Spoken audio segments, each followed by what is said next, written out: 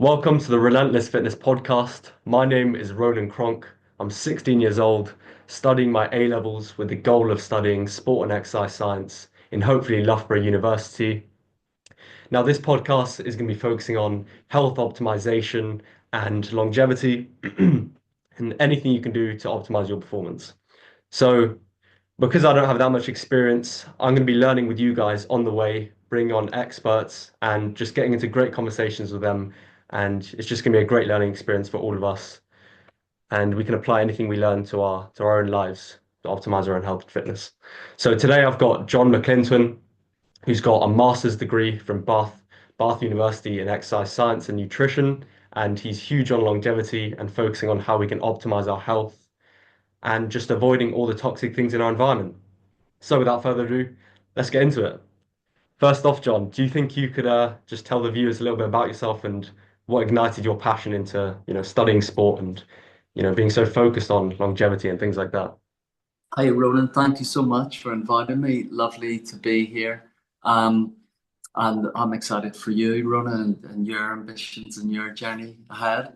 At your age, and Loughborough is an amazing uni. I've been to a great university. You know, you're going to learn so much. And at your age, doing what you're doing is pretty profound. You're reaching out to an audience, I feel, your age, that bit older, and maybe a little bit older than that. If you're thinking about this concept of health, well-being, longevity at this stage in your life, the future's looking really bright. So what really attracted me to this podcast was the fact that you've got that ambition, and there's not many people around at your age that are thinking that far ahead. But longevity is something, it's a bit of a loose term, and it's a slightly confusing one. What longevity, obviously, there's an indication in the title, what longevity, length, long, what does that mean? But, we don't, my opinion on this topic and my passion for this topic started years and years and years and years ago, probably around your age. That I think it was was I viewing it as a longevity project? Probably not. What was I thinking of? Just health and wellness and moving forward in a space that I love and felt passionate about. I guess in recent years, this topic has came to the fore for various reasons, notably the pandemic, COVID, and people really taking a view and a look at their life. You know, my background's an interesting one. I grew up in Belfast, near Belfast, Northern Ireland, and I had quite a traumatic upbringing, I think, as much as it was joyous and fun. I had a couple of major events in my life when I was quite young, around the age of 7, that kind of shaped how I, not necessarily at age 7 and 8, but in my teen years, how I was going to sort of my life, what direction and what pathway it was going to take. Um, so yeah, it all started way back then, and it was only whenever I got to your kind of age and thinking about exams and A levels and careers, did I really start looking at, well, where is my passion? Well, what do I love to do? So instinctively led me down this pathway, and ultimately I went on, as you said, Ronan, to go on and qualify in exercise nutrition. I also did I went to the Institute for Optimum Nutrition in Richmond. It's quite a renowned institute founded by Patrick Holford, and qualified as a nutritional therapist. And along the way, I've done various certifications in exercise nutrition, strength and conditioning, personal training, and so really health is all about taking a long-term view, but taking a holistic view as well, and looking at various aspects of health. And maybe today we'll have a little look at that. Health isn't one thing, or health isn't a couple of things. And I think there's quite a misconception. As we know, Ronan, there's a lot of people with little bits of information about some things. And some of those people regard that as good enough. And that is good enough. Maybe that's sufficient. And that's fine. But we're in the game of optimizing our health. And optimization means that you've got to take kind of a more of a functional medicine view. And when I say functional medicine, I mean the Institute of Functional Medicine, founded in America, looks at these pillars of health. And these pillars of health look at aspects of health within your physiology. So it looks at your hormones, it takes into consideration your energy metabolism, it looks at sleep and restoration, it looks at gut health, it looks at your genomics, your genes, and how your genes influence the long-term outcome of your health. And then today we'll have a little look at something called epigenetics. And epigenetics is how you bathe your environment, your cells and your tissues in a space whereby your genes have a greater propensity and capacity to express themselves in a healthy fashion. And when I say healthy, I mean to uh, allow your body to flourish. So health to one person can mean something very different to another.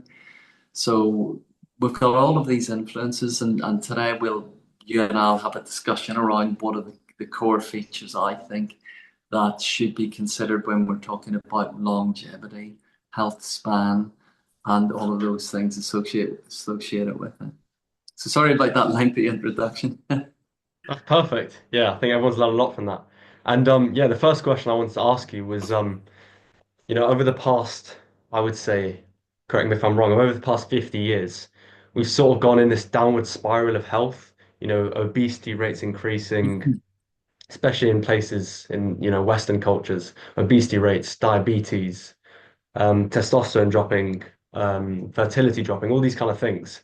Um, and I was just wondering why you think that is, whether you think it's down to one thing, whether you think it's down to many variables, whether it's the government's guidelines. Yeah, What are your thoughts on this? Ron, great question, and there's so much to be said about that. Like we know a lot of all of the work that I do because I'm talking to you, and you're talking to me, and we're talking to whoever's part of this discussion, and anything that's subjective or a personal point of view is only that. It is that. So I very much invest in a lot of research. And that doesn't make me smarter or more clever than the next person because that person could also be researching these topics. But with my training and I would say specialization, I understand how to mine for information that's unbiased and research in a balanced way. So anything I said today is very much pitched from that point of view. I regard what I do as trying to present the facts in a balanced way rather than a skewed or a biased way, although we all have opinions, and this is why we're on this podcast. But Ronan, it's a very topical thing. I mean, we know that in the last 30, 40, 50, 60 years, there's been thousands of additional additives added to the food chain, to food manufacturing. Thousands, not hundreds, thousands of chemicals that have been manufactured in laboratories that's added to foods to give it a longer shelf life, to make it look more presentable, to give it a better flavor and taste.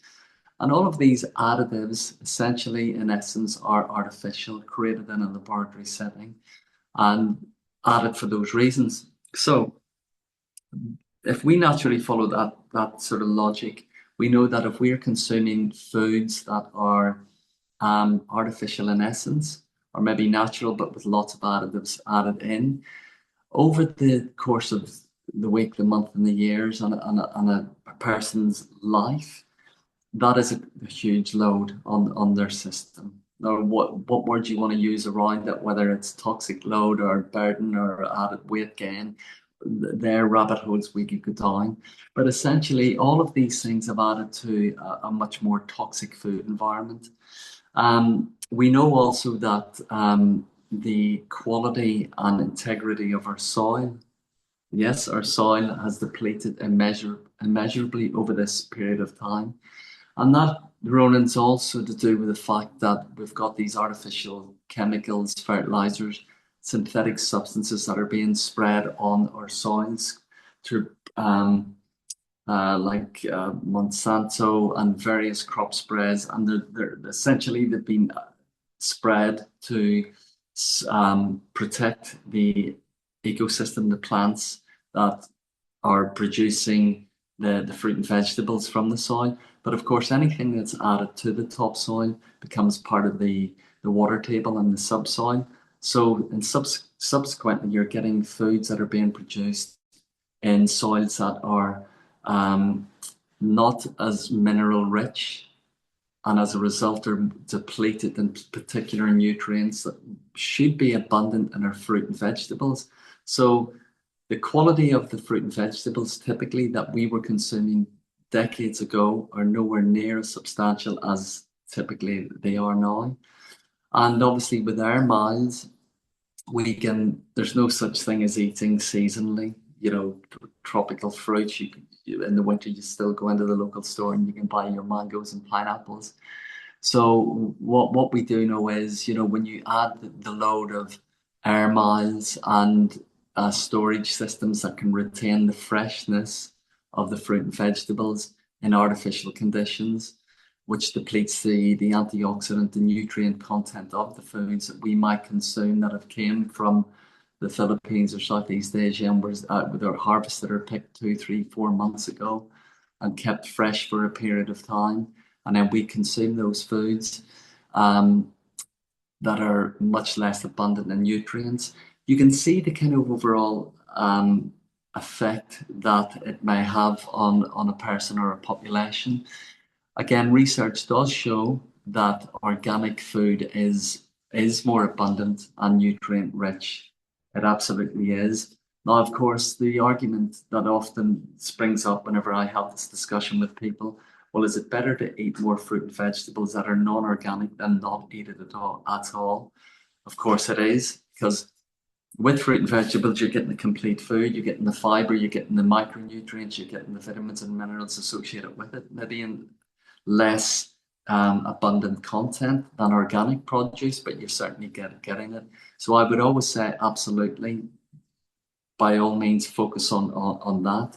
But in terms of your question, it's pretty marked what the consumption now of a lot of the foods that are, as I said, that we're just consuming now that are depleted in these specific nutrients as a result of soil degradation and these artificial chemicals and crop sprays on our topsoils that are producing the plants. And of course, we know that livestock creatures, if you're a meat eater, are consuming the grass and the produce from the soil to produce the milk, the dairy, and the cheese.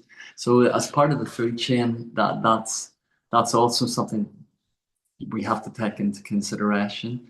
That if you typically look at the food chain and we're consuming those foods as a result of consuming dairy, that's also something that we should consider. Yeah, that's really interesting to hear. And I think two questions that just pop into my head from that is number one, because as you said, soil is being depleted of all its like minerals and things like that. Do you think it's a good idea for people to make up for that with like supplements like magnesium and things like that? What are your thoughts on supplements? Do you think you're just better off getting it from your diet, or do you think it's something that's fine, that's just it's gonna help you prevent deficiencies? Yeah, Ronan, super question. You're very much you've thought through everything here, and this is lovely and great to talk about. Again, it's a question I'm asked so often. Should you supplement? In essence, supplementation decades ago was, well, people didn't do it and they wouldn't do it for the reasons that we have spoke about this morning. There is an absolute rationale and a reason why people could and should and may consider supplementation for the reasons that we have discussed. But if you want to be specific and targeted, a real definitive way of knowing whether you should supplement, and let's assume we're eating a balanced diet, and lots of people I know through testing talk about the fact that they eat a balanced diet, they exercise, they move, they try to get sufficient sleep. Why supplement? How do I know? Should I supplement? A lot of the advertising now talks about specific nutrients that men, for example, should supplement with. Women, for example, should consider particular focus. Now, testing is coming down in price across the board in general, year on year.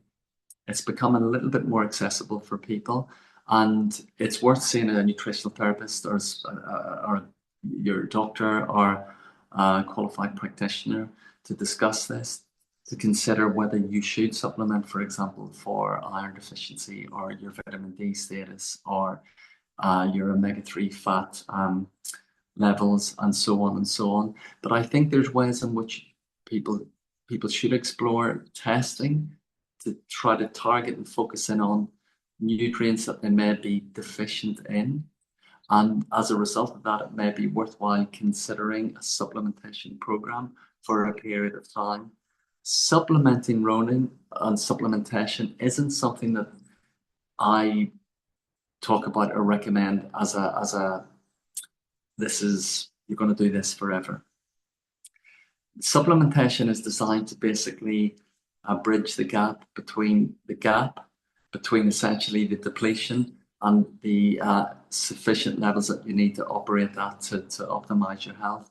So supplementation should be considered. I think it should be considered through specific targeted means, such as biochemical testing, whether it's hair mineral analysis, it could be saliva, it could be blood, urine, it could be a stool sample, but there's particular tests specific to target what you may be deficient in, and you can test across a spectrum of nutrients, and that's a really clever way to get a snapshot in time of where you're at, what you might need to do for a period of time. Test and retest to see how you're bridging the gap. Absolutely, food first is my approach, and I know Ronan, it's your approach as well. Food first, the macronutrients, and the abundance in certain foods. I mean, there's a real lack in good quality education about foods that carry the greatest weight in terms of nutrition. And vitamins and minerals is information to the body. They're they're carrier messengers for the cells of our body and the tissues. And we need to sort of talk a little bit more around that. And it's something I'm actually doing at the minute. I'm trying to create something whereby information at a much younger age in primary schools is delivered by teachers, whereby young kids, they're so young, obviously, they're not going to grasp a lot, but maybe have a better understanding as they grow and minerals are, and where you get those vitamins and minerals, and in what food. It's that simple, because a lot of the information and the message out there now is, well, carbohydrates and a bit more carbs, and that's kind of sugar, and that balances your blood sugar, and a little bit of protein. I'm not sure what protein is, but protein, and fat, but that makes you fat, doesn't it? So I just got to be careful with that. People are quite unclear in general about these core factors.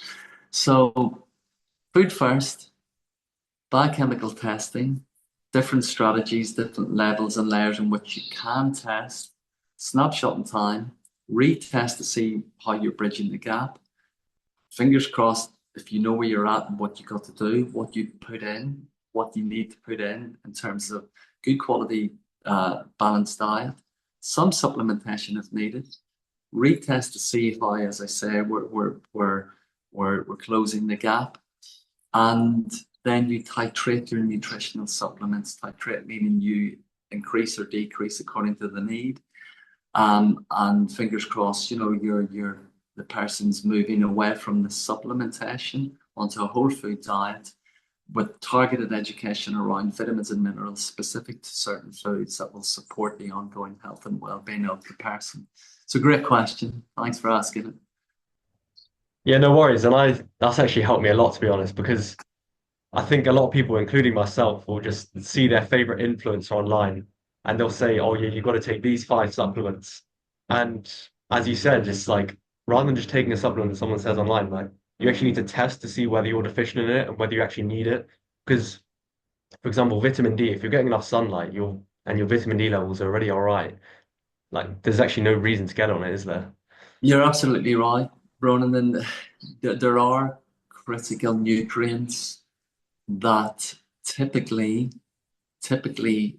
flag up as deficient in lots of people, such as zinc, vitamin C, vitamin D, omega-3 fats, but they're Mhm. typical, they're not specific. And if we have that sort of non-specific approach, it's a spurious, potential spurious outcome. So being targeted is really important. It's time efficient, it saves money.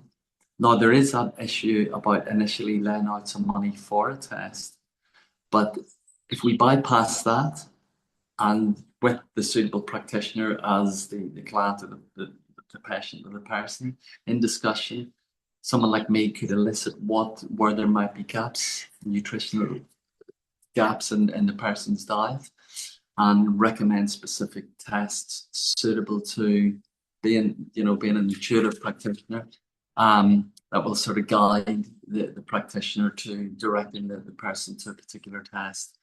And but yes, I mean there is the age of the influencer is so significant, and being influenced is a good thing, and I'm okay and happy with that. This is sharing information, but it's also got its pitfalls, and it can be risky because, as you said, we're influenced, and we typically follow the flock.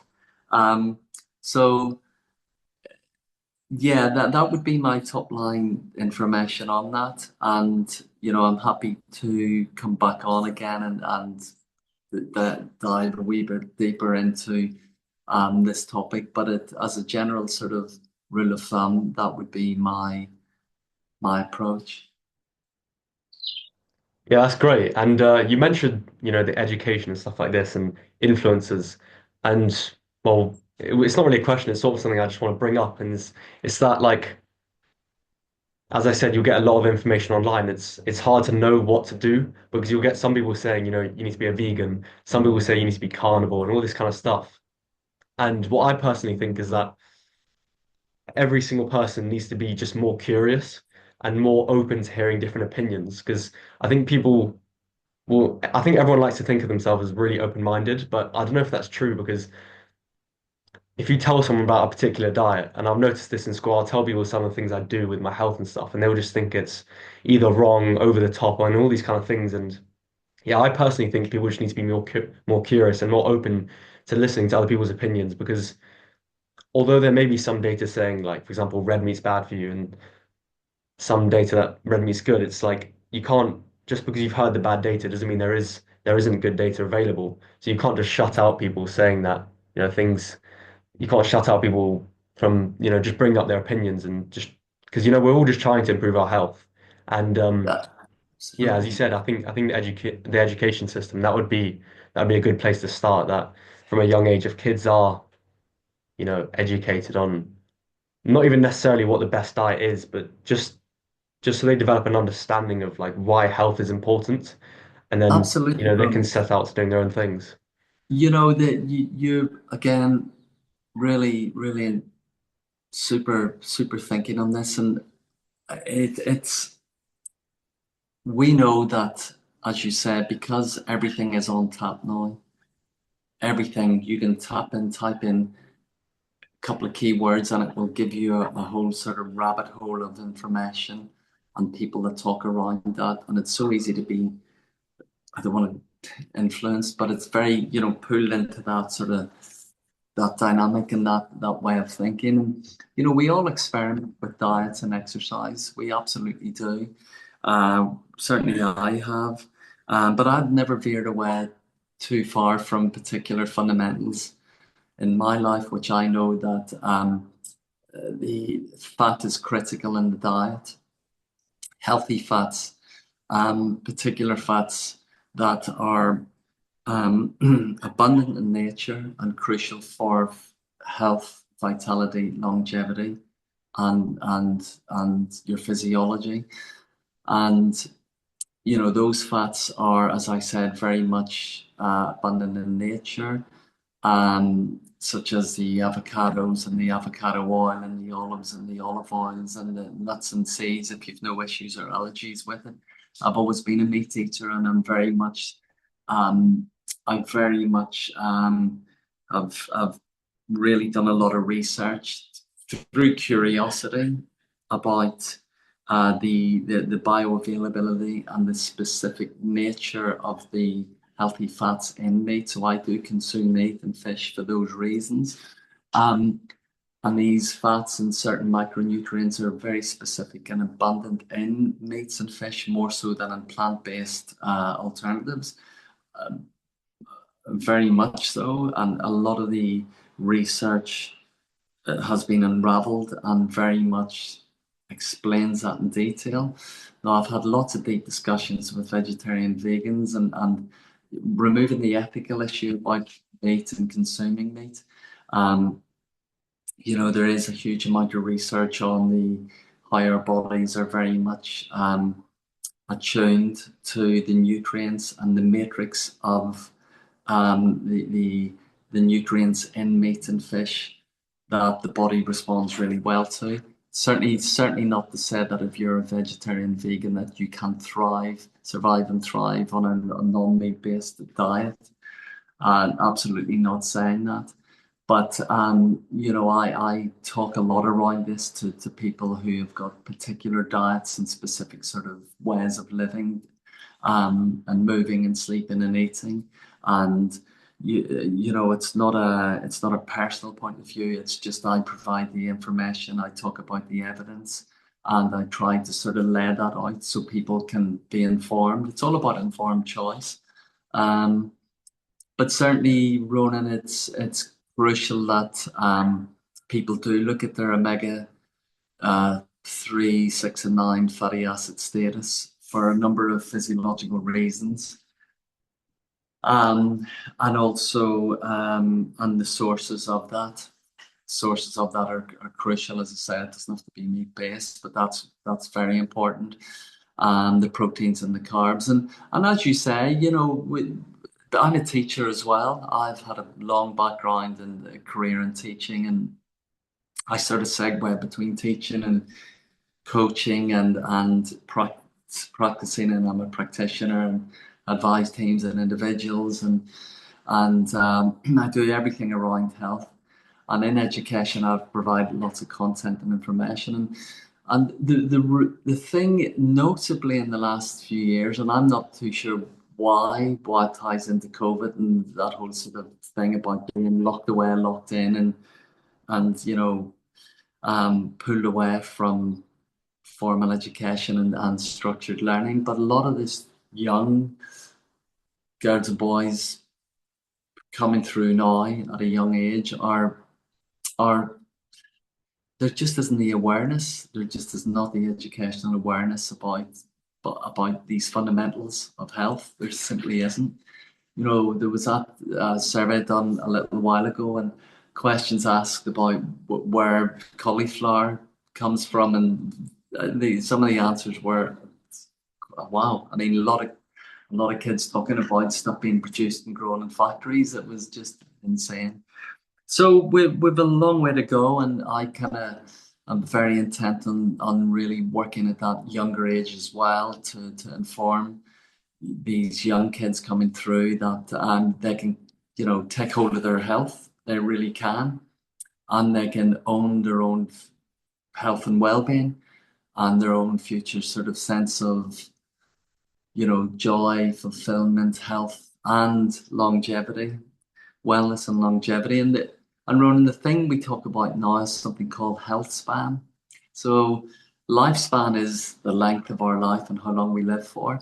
But that well-known study that was done, something like in the last, we may live this long, but in terms of living a healthy life, it's considerably shorter. So you might live what's called a health or a healthful life for a period of time, and then this last block of your life is not regarded as being a healthful period.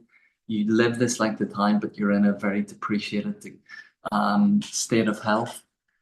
So we're all about living an abundant life whereby we thrive and we flourish right through to our last breath.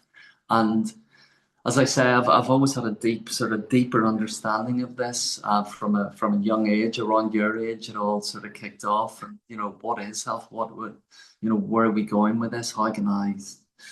So what is the picture of health? So much to say on it, Ronan. Much to say. Yeah, I find that really interesting actually. And I never really heard about, yeah, I've never really heard the term health span. Well, I'm sure it's come up, but I've never like heard it being explained like that. And yeah, I find it really interesting. And yeah, it's because I was actually talking to my dad the other day. I was on my way to the doctors and I was just thinking about health and things like that. And I was just thinking like I want to live healthily throughout the whole course of my life. Like I don't want to get to the stage where like, as you said, you've got the health span and you've got your whole lifespan. That stage where you're living a very low quality of life. I was just thinking like, would I want to live there? Like would I just want to live healthy my whole life? And then I don't know, would it be easier to just have like a cutoff point? I know what I mean. Like it's like Yeah.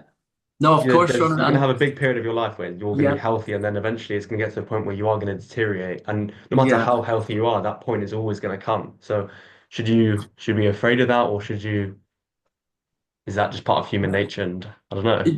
You know what? We if we look at these if we look at these blue zones, there was an amazing study done quite a few years ago, and it was titled the Blue Zones. There's these seven regions in the world. So essentially, it was a deep dive study into these regions in the world whereby the community of people lived an abundant, healthy, long life, and they thrived. They thrived right through the old and very old age, centenarians.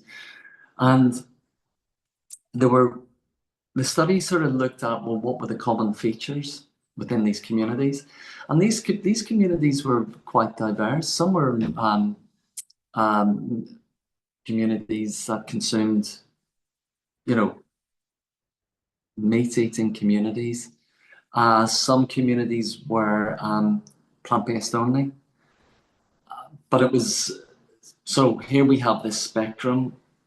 But as going back to what we were saying about influencers and being influenced, pardon me, pardon me, and we may assume, well, hold on. So a deep dive into these blue zones, intuitively, we may think, well, there's going to be common themes here. Surely they're all going to follow this lifestyle, and maybe they're going to consume this kind of diet. It proved to be very diverse. But what it did flag up, Ronan, was that these communities, aside from the fact that some were plant-based, some were vegetarian, meat eating, it was we had a the research showed that there were core fundamental features within those communities that supported this concept of health, longevity, and health span.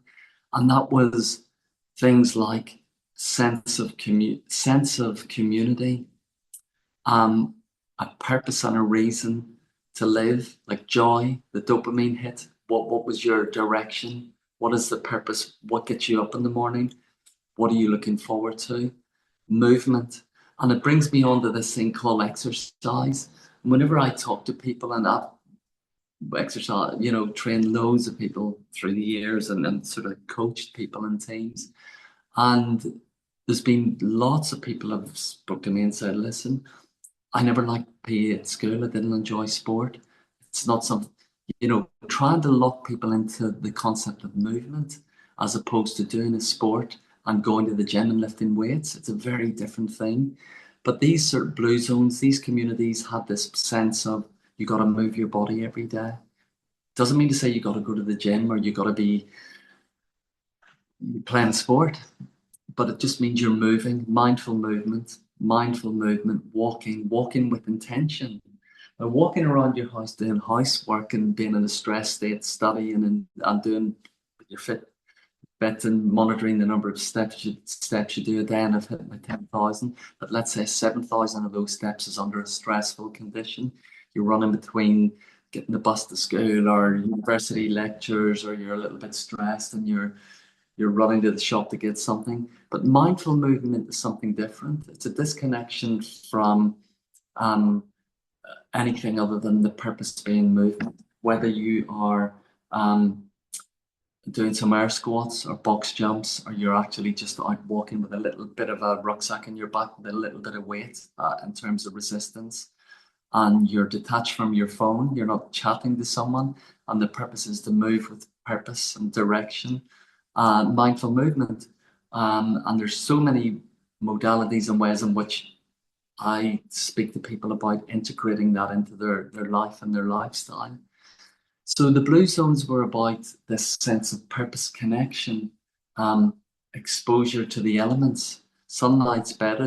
Sunlight's better, yes, if it is sunny, but if it's daylight, that's good because we can still filter the sun's rays to get vitamin D on our skin because we know we've got all these receptor sites on our skin to absorb and convert the sun rays into vitamin D. So sunlight, daylight, movement, sense of purpose, direction, joy, music. There's this kind of overwhelming sense of a bigger vision. And these blue zones, Ronan, if you get a chance, if you actually just do a little bit of research on the blue zones, you'll see books titled on that and articles on that and research around that, around this concept of yes, we can consume and food is important, but actually it's bigger than that. It's the functionality of food and integrating that into these lifestyle factors that actually work towards building resilience, your body's capacity to live, survive, and thrive, and also for the your mental capacity, your mind to adapt and adjust, because we know that inflammaging, this thing called inflammaging, has been associated with Alzheimer's, Parkinson's, and these issues. And so staying mentally connected is a very important thing with your community and that sense of purpose. So again, it links into our talk today beautifully, how we actually have to take the longer term view on our health. And certainly, yes, attending a gym and going to the gym and pushing weights, pushing force through your joints is critical. It's crucial. It's a fundamental feature of what I do every day and how I coach and advise people. But it's also these other spokes to life and to well-being. Sorry about that clinking in the background. I don't know if you can hear that. It's Yeah, no worries. I'm actually going to close my window because I've got so much noise that's going on outside. okay. One second.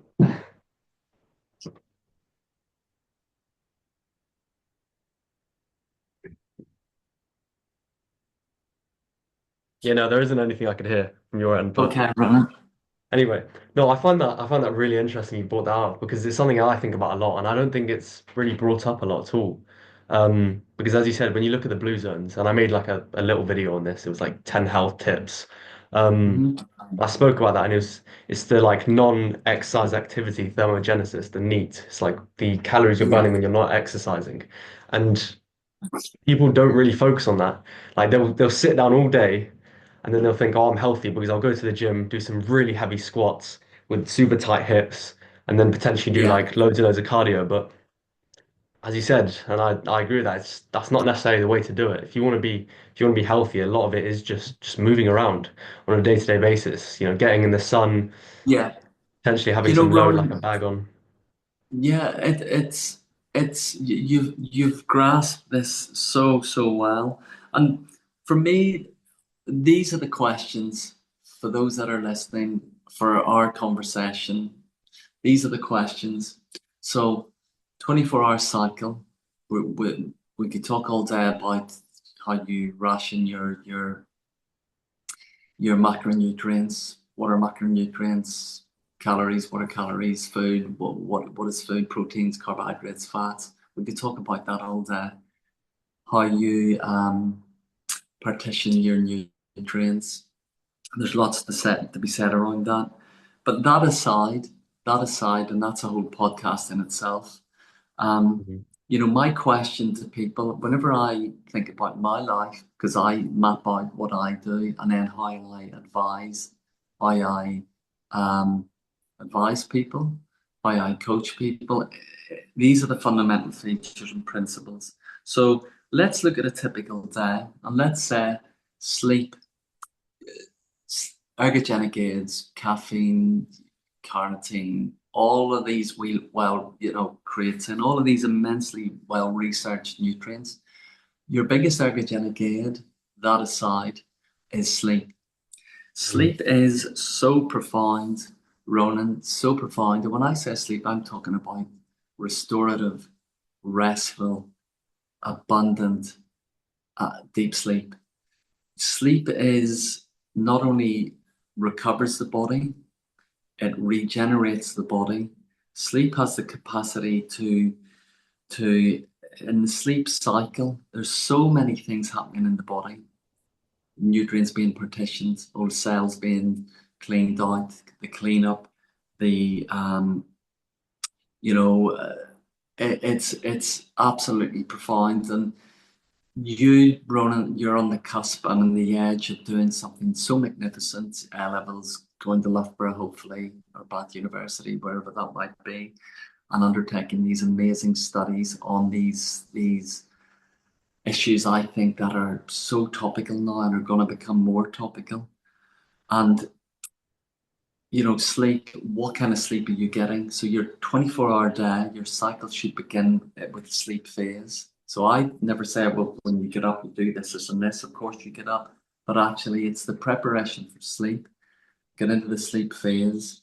What's happening during the sleep phase? And I do a lot of education around that. What's happening in the body? It's absolutely phenomenal. Between 10 and 12, between 12 and 2, between 2 and 4, between 4 and 7 in the morning. The hormone cascade, what's going on in the body is incredible. Then that refreshed focus upon awakening. What are we doing?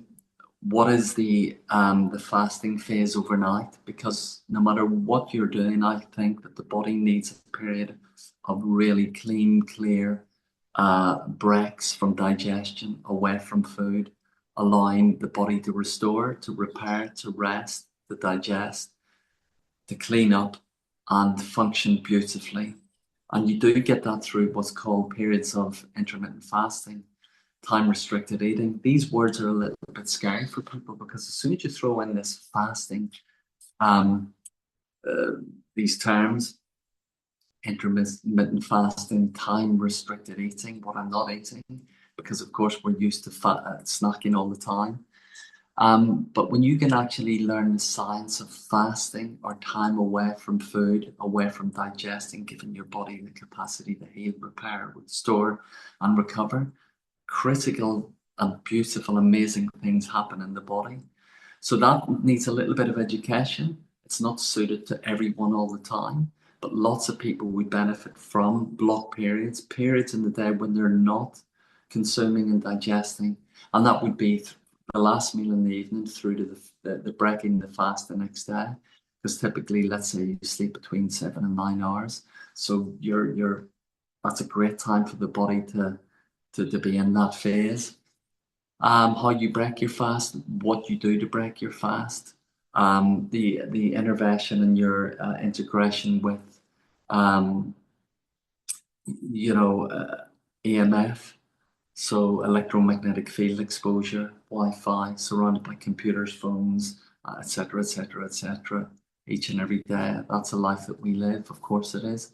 But what does that mean long term? Where is the research around that? There's a lot of research around that. And we know we can't get away from that, we can't escape that, but we definitely need to be very aware of our exposure to EMFs, electromagnetic fields, and where we get it, how we get it, why we should be turning our phone off on the airplane mode and knocking off all forms of Wi-Fi in the house and rooms that you're in at certain times of the day. Shouldn't be sleeping with any red light near you in your bedroom at night. You should be in complete and utter darkness, maybe wearing sleep masks. Um, if you aren't sleeping in a dark room, the temperature of the body temperature when you fall asleep is also significant in terms of getting you into that stage 4 deep sleep restorative phase. Your sleep hygiene, as it's called. What are you doing from 6 p.m., 7 p.m. in the evening to prepare yourself for going into that deep sleep phase?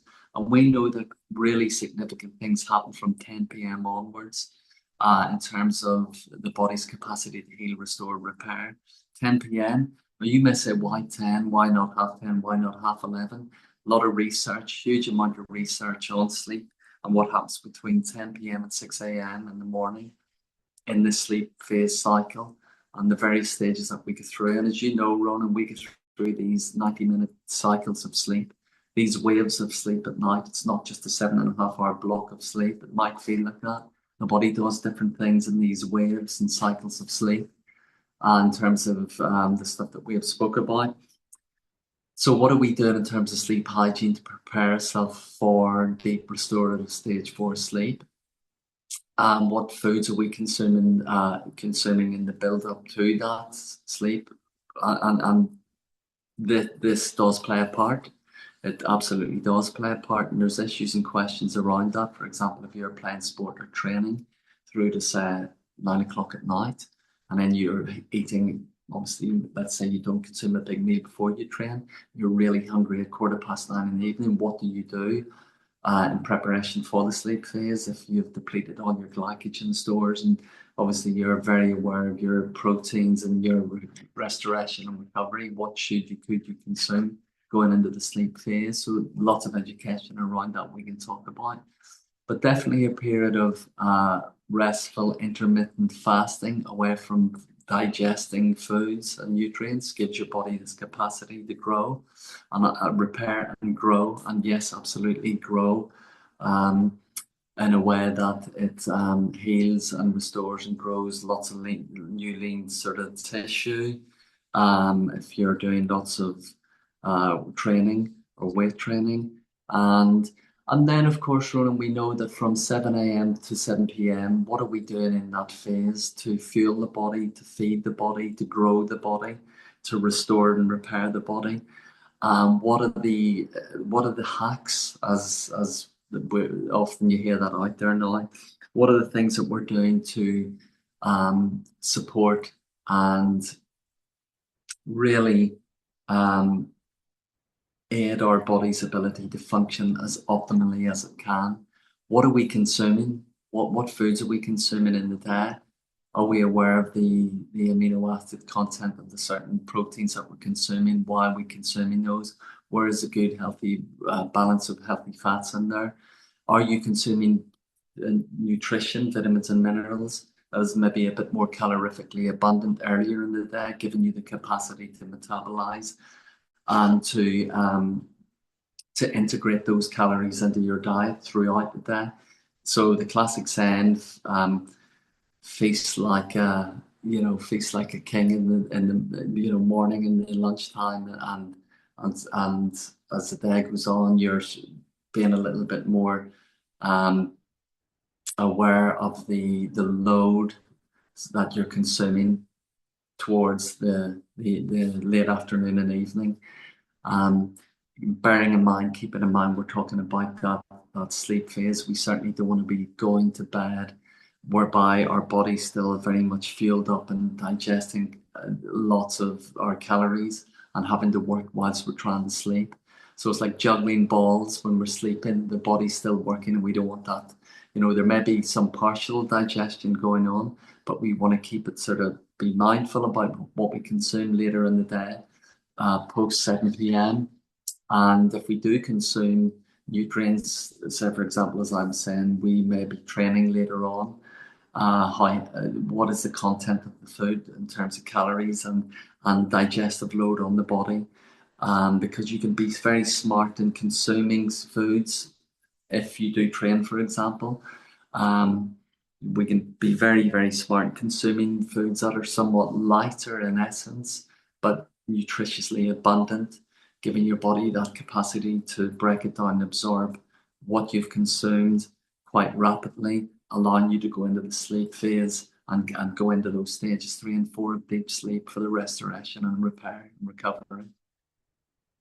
So sorry for getting off piste again, but there you go. No, yeah, that's really interesting. I definitely agree with the food thing. Yeah, having huge meals before bed and stuff is definitely not a good idea because your body's gonna be working to just digest that, as you said. And one thing I wanted to ask you as well is I think yeah, you've definitely put sleep in that category of something that's very foundational. But how important do you think these other little strategies are, like sauna and red light therapy and all these little strategies? Do you think they play a key role? Do you think it's more important for like the public to just focus on these foundational ones like macronutrients, sleep, and all these kind of stuff, or do you think they should also focus on, all those little things like I don't know, for example, every morning I'll like rinse a bit of water in my mouth and swallow it for gut health, for example. Do you think that kind of stuff plays a It, do you think it should be included in I, people's lives or yeah, Ronan, it does, and uh, most definitely it does. It's these I call it marginal gains. These inconsequential little things that we build into our life and our lifestyle. That over the course of the day, the week, the month, and the year, when you drip feed these healthy habits into your life and lifestyle, it's quite profound the impact it can have. Bearing in mind the discussion of this topic is health span and longevity, how it leads and supports that it absolutely feeds into that. And there's a lot of sort of quasi science and quackery out there about do this and that, and that's supportive of health. But going back to what I was saying about the research and being steered towards all of the good research and the evidence-based examples of these hacks, shall we say, as they're often called, and what they do. I mean, red light therapy, hot and cold thermogenesis, as in cold water exposure for and saunas. I mean, you look at the Finland and Finnish community; they're some of the longest lived community. They're certainly up there in terms of the longest lived people in the world. And what are the fundamentals of their life? Well, they consume lots of fatty acids, the omega fats in fish, and they are culturally, it's profound. They've always done hot and cold thermogenesis. So it's always been sauna and into cold water plunges. And Ronan, there's something called hormesis. Hormesis is a concept whereby you expose your body to mild to moderate um, mild to moderate exposure to uncomfortable situations and conditions, such Hmm. as intermittent fasting is one of them.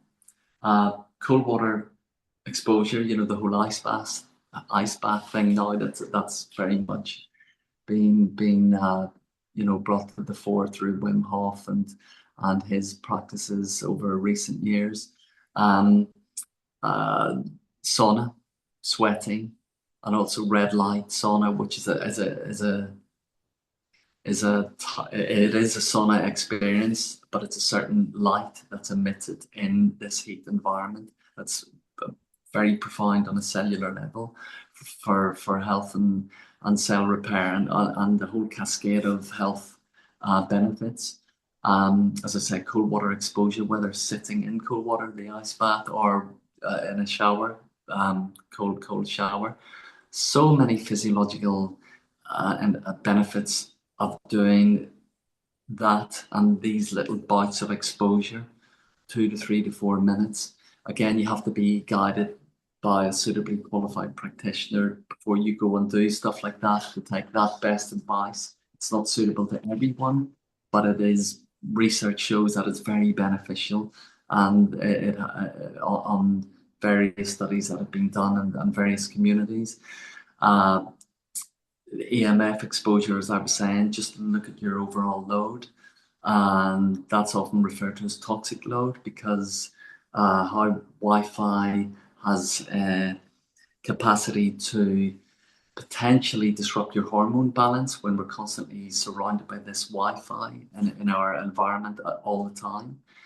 Um, so yes, Ronan, and the intermittent fasting, as I was saying, maybe there's a better way of phrasing it. Intermittent fasting, time restricted eating. I would maybe rebrand that and call it something else, but it's just that thing that we spoke about, how giving your body time away from these processes to really rest and digest, literally to rest, not digest, to rest and repair and restore.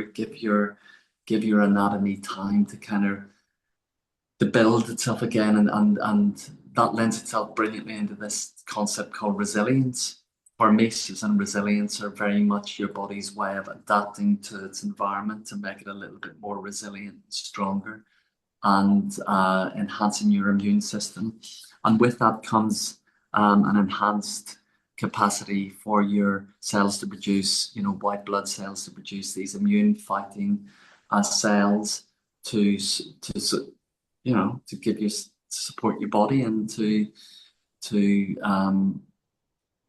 give you the capacity to function at a much more abundant level when you double down on the nutrients, the foods, the vitamins and minerals.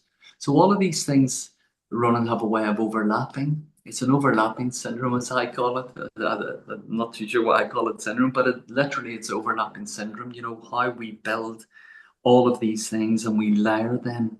We layer them and we look at our life, we look at our environment, we look at our surroundings, we look at the linen that we're sleeping on. What is the material of the mattress and the sheets that we're lying in? Are they synthetic and manufactured and full of bleaches and additives and chemicals? Are we what are we wearing? What kind of clothes? I'm very aware that we can. It's a rabbit hole. It's a deep, deep dive, and we don't often have the time, maybe, or the money to buy the cotton sheets and the best fabrics free from X and Y.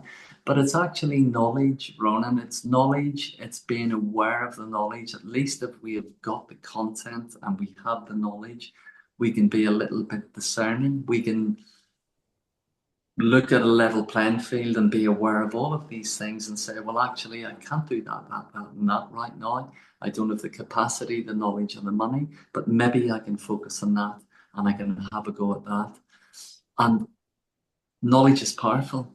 And with greater awareness, it's like all of these things, you're opening up these doorways to more knowledge and information that lends itself to more knowledge and information.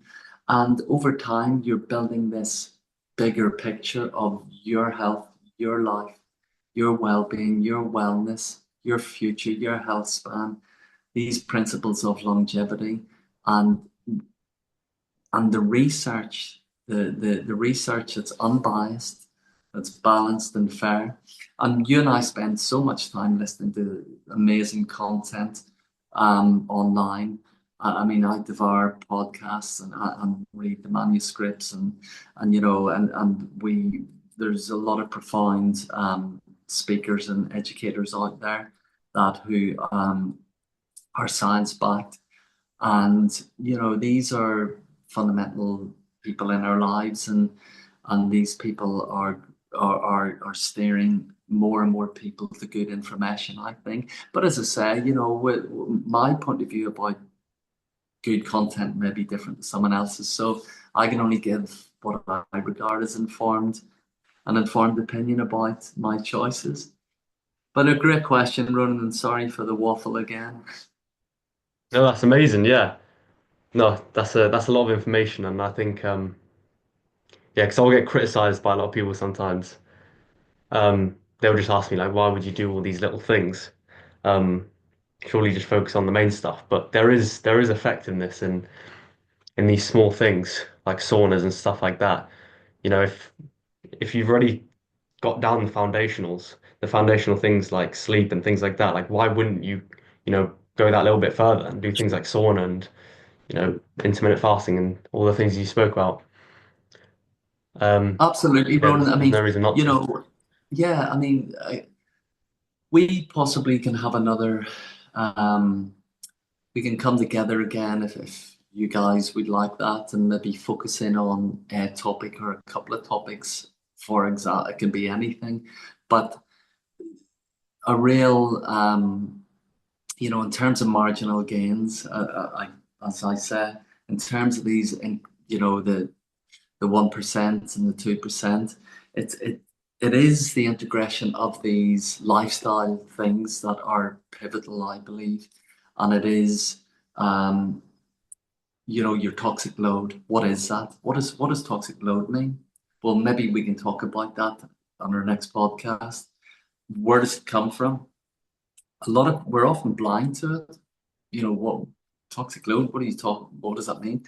The environment that we live in, the materials that we surround ourselves with, as I say, whether it's linen or clothes, or the house that we live in, the materials of the property that we live, the building that we work in, the Wi-Fi, the electromagnetic fields, the air quality.